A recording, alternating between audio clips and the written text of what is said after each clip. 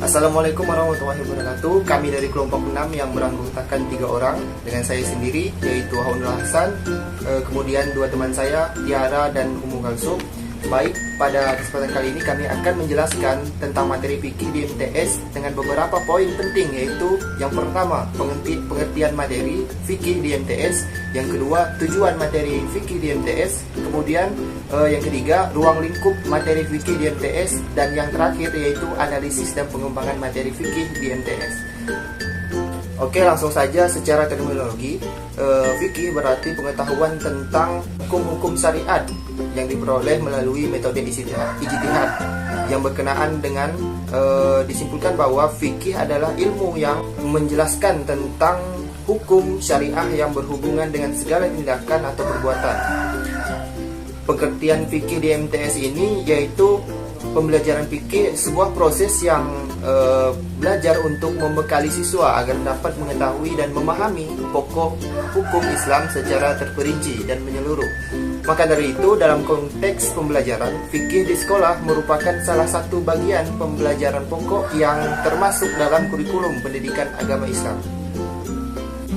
Kemudian poin yang kedua yaitu tujuan materi fikih di MTS. Nah, pembelajaran materi fikih di MTS ini bertujuan untuk membekali peserta didik agar dapat mengetahui dan memahami pokok-pokok hukum Islam dalam mengatur ketentuan dan tata cara menjalankan hubungan manusia dengan Allah yang diatur dalam fikih ibadah dan hubungan manusia dengan sesama yang diatur dalam fikih muamalah.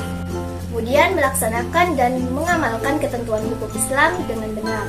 Pengalaman tersebut bisa diharapkan untuk menumbuhkan ketaatan serta menjalankan hukum Islam, disiplin dan juga tanggung jawab hukum Islam. Mata pelajaran fikih di MTS ini bertujuan untuk membekali peserta didik agar dapat mengetahui dan memahami pokok-pokok hukum dan hukum Islam secara terperinci dan menyeluruh, baik berupa dalil akli atau dalil akli.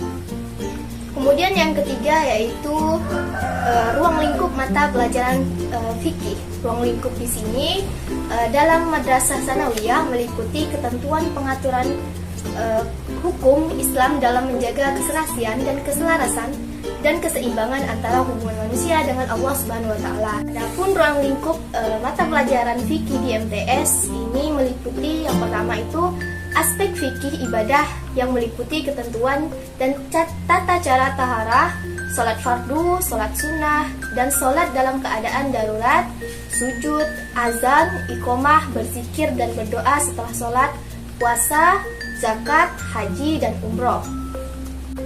Kemudian yang kedua, aspek fikih muamalah meliputi ketentuan dan hukum jual beli, qirot, ribah, pinjam meminjam, utang piutang, gadai, dan serta upah. Nah, selanjutnya itu di bagian analisis materi dan pengembangan materi fikih di MTS. Analisis materi yang itu meliputi berbagai segi, diantaranya yang pertama itu kesesuaian materi dengan tujuan pendidikan nasional dan apabila swasta, kesesuaian materi dengan kompetensi inti, kompetensi dasar, indikator, metode atau media, dan alokasi waktu. Yang ketiga, kesesuaian materi dengan mengembangkan usia. Yang keempat, kesesuaian materi dengan materi sebelumnya dan setelahnya. Nah, yang poin B, kesesuaian materi dengan tujuan pendidikan nasional dan tujuan institusi materi yang ada di buku paket di beberapa MTS yang sudah memenuhi tujuan pendidikan yang ada.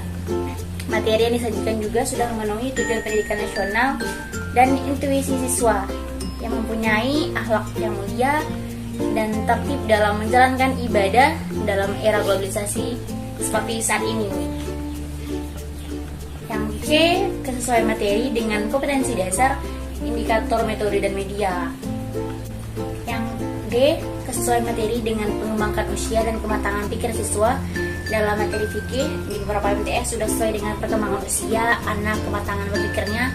Dalam materi ini juga meningkatkan cara berpikir siswa untuk meniru dan mencontoh kisah tauladannya yang baik dan tidak meniru atau mencontoh perbuatan yang buruk. Materi ini juga mampu membuat siswa mengerti dan mampu membedakan antara yang salah dan yang benar. Yang terakhir, kesesuaian materi dengan materi sebelumnya dan sesudahnya dalam materi yang tertera pada standar kompetensi sudah sesuai dengan tahapan antara materi sebelumnya dan materi terkait dengan materi setelahnya. Baiklah, itulah yang dapat kelompok kami sampaikan. Kurang lebihnya kami mohon maaf. Kami akhiri.